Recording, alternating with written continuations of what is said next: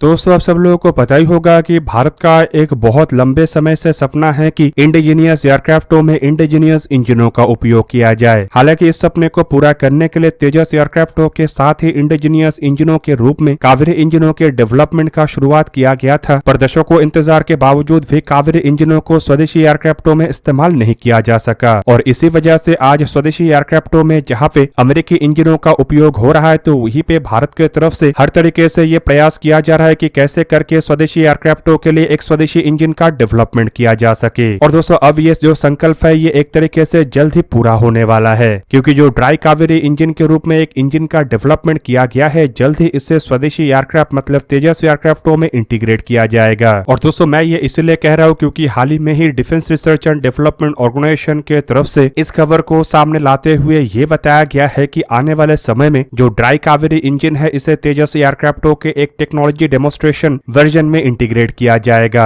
और इसी के साथ साथ डीआरडीओ के चेयरमैन और managing director doctor Sameer V Kamath के तरफ से ये भी बताया गया है कि किस तरीके से ये जो कदम है ये इंडिजीनियस एयरक्राफ्टों के डेवलपमेंट और इंजनों के डेवलपमेंट के रास्ते को और आसान करेगा। अब दोस्तों तेजस एयरक्राफ्टों में कावेरी ड्राई इंजनों को इंटीग्रेट करने का कतई ये मतलब नहीं है कि इन एयरक्राफ्टों में इस्तेमाल होने वाले F414 इंजनों को कावेरी ड्राई इंजनों से रिप्लेस किया जाएगा, बल्कि इसका सिंपल मतलब यह है कि रियल टाइम सिनेरियो में इंजनों के परफॉर्मेंस क्या है उसे जांचने के लिए ही टेस्ट विड एयरक्राफ्टों में एज ए टेस्ट सब्जेक्ट के रूप में ये जो कावेरी ड्राई इंजन है इसके उपयोग किया जाएगा, ताकि ये जाना जा सके कि एयरक्राफ्टों में इंजनों का क्या बिहेवियर रहता है और इंजनों में किस तरीके के बदलाव के साथ नए इंजनों के डेवलपमेंट इंडिया के आवश्यकताओं को पूरा कर सकेगा। और रिपोर्टों में ये भी दावा किया जा रहा है कि इसके लिए ऑलरेडी तेजस एयरक्राफ्टों के 2 प्रोटोटाइप मतलब PV5 और PV6 को चुना गया है, जिसमें जल्द ही कावेरी इंजनों के कुछ टेस्ट वर्जनों को इंटीग्रेट करके टेस्टिंग को शुरू किया जाएगा। और दोस्तों इस तरीके से डीआरडीओ के शाखा गैस टरबाइन रिसर्च एस्टेब्लिशमेंट के तरफ से असल में एक एनहांस और फ्यूचरिस्टिक इंजन को डेवलप करने के रास्ते को साफ किया जाएगा। आप लोगों को ये भी पता होगा कि किस तरीके से ड्राई कावेरी इंजनों के बाद अब डीआरडीओ के द्वारा कावेरी 2.0 इंजनों को तैयार करने को लेकर संकल्प रखा जा रहा है, जो कि 90 किलोन्यूटन थ्रस्ट वाले इंजन होगा और आसानी से तेजस मार्क 1 जैसे एयरक्राफ्टों में इस्तेमाल किया जा सकेगा। और ये जो ड्राई कावेरी इंजन है इसे हाल ही में ही रशिया में ले जाके हाई ऑल्टीट्यूड टेस्ट को अंजाम दिया गया है, और टेस्ट के दरमियान इंजनों के परफॉर्मेंस जहां पे परफेक्ट था, तो वहीं पे आप लोगों को ये भी बता दूं कि फिलहाल के कंडीशन में ड्राई कावेरी इंजन ना तेजस मार्क 1 एयरक्राफ्टों के ऑपरेशनल रिक्वायरमेंट को पूरा कर सकता है और ना ही F404 इंजनों को रिप्लेस कर सकता है। हालांकि इस कंडीशन में इन इंजनों का उपयोग घातक अनमैन कॉम्बैट एरियल व्हीकलों में करने को लेकर इरादा रखा जा रहा है, क्योंकि इन इंजनों के जो ड्राई थ्रस्ट है वो करीब करीब 46 किलोन्यूटन है और इसमें एक आफ्टर बर्नर सेक्शन लगाने पर मैक्सिमम इसका जो थ्रस्ट है वो बढ़ के 73 से लेके 75 किलोन्यूटन तक होगा। और ये F414 जैसे इंजनों के मुकाबले में करीब करीब 10 किलोन्यूटन तक कम है। और कावेरी 2.0 का जो डेवलपमेंट है वो बेसिकली इन इंजनों के थ्रस्ट को 10 से 15 किलोन्यूटन तक बढ़ाने को लेके ही होगा। हालांकि दोस्तों ड्राई कावेरी इंजनों के डेवलपमेंट को भी एक बहुत बड़े सफलता के रूप में इसलिए देखा जा रहा है क्योंकि ये केवल मात्र भारत के आने वाले इंजनों के डेवलपमेंट के रास्ते को ही साफ नहीं करेगा, बल्कि घातक जैसे अनमैन कॉम्बैट एरियल व्हीकल को भी सेल्फ रिलायंस बनाएगा और इन एयरक्राफ्टों के लिए भारत को अन्य देशों से इंजनों को इंपोर्ट करना नहीं पड़ेगा। रिपोर्ट में यह भी दावा किया जा रहा है कि ड्राई कावेरी इंजनों के लिए ऑलरेडी एक आफ्टर बर्नर सेक्शन के डेवलपमेंट के ऊपर काम किया जा रहा है और शायद इन आफ्टर बर्नर सेक्शन के साथ ही इन इंजनों को तेजस एयरक्राफ्टों के टेस्ट फील्ड में इंटीग्रेट किया जाए। हालांकि दोस्तों जब तक भारत के खुद के स्वदेशी इंजनों को तैयार नहीं कर लिया जाता है, तब तक स्वदेशी एयरक्राफ्टों की आवश्यकताओं को पूरा करने के लिए एक ऑल्टरनेटिव प्लान के तहत आगे बढ़ा जा रहा है, जिसके अंतर्गत तेजस मार्क 1 और मार्क 1 ए एयरक्राफ्टों में अमेरिकी जनरल इलेक्ट्रिक के F404 इंजनों का जहां पे उपयोग किया गया है, तो वहीं पे तेजस मार्क 2 एयरक्राफ्टों में जनरल इलेक्ट्रिक के ही अपग्रेडेड इंजन मतलब F414 इंजनों का उपयोग किया जा रहा है। इवन AMCA मार्क 1 एयरक्राफ्टों में भी F414 इंजनों का उपयोग किया जाएगा और इन इंजनों को भी फिलहाल ट्रांसफर ऑफ टेक्नोलॉजी के अंतर्गत भारत में निर्माण करने को लेकर भारत और अमेरिका के बीच में बातचीत चल रहा है और जल्द ही इस डील के ऊपर भी हस्ताक्षर कर लिया जाएगा। वहीं पे दोस्तों आप लोगों को ये भी बता दूं कि AMCA मार्क 2 एयरक्राफ्टों के लिए एक स्वदेशी ऑल्टरनेटिव इंजनों को भी डेवलप करने का प्रयास चलाया जा रहा है, जो बेसिकली विदेशी कंपनियों के साथ मिलकर बनाया जाएगा और इसमें भारत के पास केवल मात्र ट्रांसफर ऑफ टेक्नोलॉजी नहीं बल्कि इंटेलेक्चुअल प्रॉपर्टी राइट और एक्सपोर्ट राइट भी होगा। और रिपोर्ट के मुताबिक इन इंजनों को डेवलप करने के लिए अमेरिकी कंपनी जनरल इलेक्ट्रिक के अलावा ब्रिटेन के कंपनी रोल्स रॉयस और फ्रांस की कंपनी सैफ्रॉन जैसे कंपनियों के साथ भी बातचीत चल रहा है। अब दोस्तों एक तरफ जहां पे इंजनों के द्वारा किस तरीके से इंडियन एयरफोर्स के एयरक्राफ्टों को और ताकतवर बनाया जा सके उससे लेके काम चल रहा है, तो वहीं पे दूसरी तरफ इंडियन नेवी के द्वारा अपने मैरीटाइम सर्वेलेंस को इंडियन ओशन रीजन में और एनहेंस करने को लेके S-100 जैसे ड्रोनों को खरीदने को लेके भी एक तैयारी किया जा रहा है। मीडिया रिपोर्टों के मुताबिक इंडियन नेवी के द्वारा इंडियन ओशन रीजन में अपने सर्वेलेंस, रिकॉनेशन और इंटेलिजेंस गैदरिंग कैपेबिलिटी को एनहेंस करने के लिए कमकॉप्टर S-100 का तलाश कर रहा है, जो बेसिकली एक rotatory wing unmanned aerial system है या फिर कहे तो हेलीकॉप्टर के जैसे दिखने वाला एक अनमैन एरियल व्हीकल है। दोस्तों इन ड्रोनों का निर्माण ऑस्ट्रिया के शिबेल नामक कंपनी के द्वारा किया गया है और पूरा दुनिया में इस कंपनी का जहां पे प्रेजेंस है तो वहीं पे हैदराबाद में भी इसका एक ब्रांच है। और कुछ रिपोर्टों में यह भी दावा किया जा रहा है कि ये जो कमकॉप्टर S-100 है ये असल में इंडियन नेवी के कई तरीके के रिक्वायरमेंटों को पूरा कर सकता है और इन ड्रोनों को इस तरीके से बनाया गया है कि केवल मात्र इसका उपयोग मिलिट्री एप्लीकेशन में ही नहीं बल्कि सिविलियन एप्लीकेशनों में भी किया जा सके। और दोस्तों इन ड्रोनों के पास जो vertical landing and take off करने का कैपेबिलिटी है वही इन ड्रोनों को खास बनाता है और इसी वजह से इन ड्रोनों को काफी बेहतरीन ढंग से जहाजों के डेक के ऊपर से भी ऑपरेट किया जा सकता है। और ड्रोनों के पास करीब करीब 200 किलोमीटर की रेंज होने के कारण ये मैरीटाइम सर्वेलेंस को भी काफी बेहतरीन ढंग से अंजाम दे सकता है। और ऊपर से इन ड्रोनों को इस तरीके से बनाया गया है कि ये खराब से खराब वेदर और समुद्र के जो एनवायरमेंट है उसे भी झेल सके। और इन्हीं कारणों के वजह से S-100 ड्रोनों को इंडियन नेवी के लिए एक परफेक्ट ड्रोन के रूप में भी देखा जा रहा है। और दूसरी तरफ दोस्तों आप लोगों को ये भी बता दूं कि इन ड्रोनों को डायरेक्टली खरीदने को लेके बातचीत नहीं हो रहा है बल्कि ऑस्ट्रिया के कंपनी के साथ भारत के कंपनी के ज्वाइंट वेंचर में इन ड्रोनों को भारत में ही प्रोड्यूस करने को लेके बातचीत चल रहा है। और कुछ रिपोर्टों के मुताबिक सिविल कंपनी के द्वारा भारत में अपने प्रोडक्शन पार्टनर के रूप में VM टेक्नोलॉजी को चुना गया है और VM टेक्नोलॉजी ही इन ड्रोनों को भारत में निर्माण करेगा। जबकि वहीं पे आप लोगों को ये भी बता दूं कि भारत में निर्माण होने के कारण ड्रोनों के सप्लाई चेन और इसके मेंटेनेंस से शुरू करके कई तरीके के इक्विपमेंटों को लेके भारत को डिपेंडेंट होना नहीं पड़ेगा। और कुछ रिपोर्टों में ये भी दावा किया जा रहा है कि ऑलरेडी इंडियन नेवी की तरफ से इन ड्रोनों को ट्रायल किया जा चुका है और ट्रायल के फल के रूप में इंडियन नेवी काफी अधिक खुश भी है। हालांकि वहीं पे आप लोगों को ये भी जान के रखना चाहिए कि पिछले साल के मार्च महीने में ही इंडियन नेवी और मिनिस्ट्री ऑफ डिफेंस के तरफ से नेवल शिपबॉर्न अनमैन एरियल व्हीकलों को लेके एक प्रोग्राम जारी किया गया था और बताया जा रहा है कि जल्द ही इसके बिडिंग को भी संपूर्ण कर लिया जाएगा। दोस्तों ये जो कमकॉप्टर S-100 है ये कई तरीके के एडवांस फीचर्स के साथ लैस है जिनमें automatic navigation via pre program GPS waypoint और real time high definition payload imaging transformation system भी है। जबकि इसके अलावा इसमें फ्लाई बाय वायर टेक्नोलॉजी को भी इंट्रोड्यूस किया गया है जो बेसिकली फाइटर एयरक्राफ्टों में रहता है, जो कि इंश्योर करेगा कि किस तरीके से कॉम्प्लेक्स एनवायरमेंट में भी ये ड्रोन काम कर सके और इलेक्ट्रोमैग्नेटिक वॉरफेयर फील्ड में भी ड्रोनों को किसी भी तरीके से नुकसान ना पहुंचे। दोस्तों कमकॉप्टर S-100 को अगर देखा जाए तो फिलहाल इन ड्रोनों का उपयोग कई सारे देशों के द्वारा किया जा रहा है जिनमें US UK जैसे देश भी शामिल है। और दोस्तों इन ड्रोनों के अगर परफॉर्मेंस को देखा जाए तो रिपोर्ट के मुताबिक इसके पेलोड क्षमता करीब 50 किलोग्राम है, जबकि इसका लंबाई 3.11 मीटर मतलब 10 फीट 2 इंच और चौड़ाई 1.24 मीटर मतलब 4 फीट 1 इंच है। हाइट 1.12 मीटर मतलब 3 फीट 8 इंच और एम्प्टी वेट करीबन 110 किलोग्राम है। जबकि मैक्सिमम टेक ऑफ वेट करीब 200 किलोग्राम है और इसमें आइदर एक एस्ट्रो इंजन AE50R मतलब 41 किलोवाट या फिर 55 HP का इंजन का उपयोग किया गया है। जबकि ऑप्शनल इंजन के रूप में इसमें शिवेल के हैवी फ्यूल का भी उपयोग किया गया है। मेन रोटेटर का इसका डायमीटर 3.4 मीटर मतलब 11 फीट 2 इंच है। जबकि इसके परफॉर्मेंस को लेकर दावा किया जा रहा है कि इसके maximum speed 220 kilometre per hour और क्रूजर स्पीड करीबन 190 किलोमीटर पर आवर है। जबकि never exceeded speed 240 kilometre per hour और रेंज 180 से 200 किलोमीटर है। इसके एंड्योरेंस मतलब लगातार उड़ान भरने का क्षमता 6 घंटे का है और सर्विस सीलिंग करीब 5000 मीटर या फिर कहे तो 18,000 फीट है। जबकि ये ड्रोन प्लस 3.5G से लेके -1G तक दबाव झेल सकता है। और कुछ रिपोर्टों के मुताबिक इसमें 2 हार्ड पॉइंट भी है जिसके सहारे 2 लाइट वेट मल्टी रोल मिसाइलों को भी लगाया जा सकता है। दोस्तों आप लोगों को क्या लगता है कि ये जो S-100 ड्रोन है क्या ये इंडियन नेवी के द्वारा अपने बेड़े के लिए खरीदा जाएगा या नहीं? कमेंट करके अपनी राय अवश्य दीजिए। दोस्तों आज के इस वीडियो को यहीं पे ही करते हैं समाप्त। किसी और एक दिन किसी और एक वीडियो में मिलेंगे, तब तक के लिए जय हिंद, वंदे मातरम।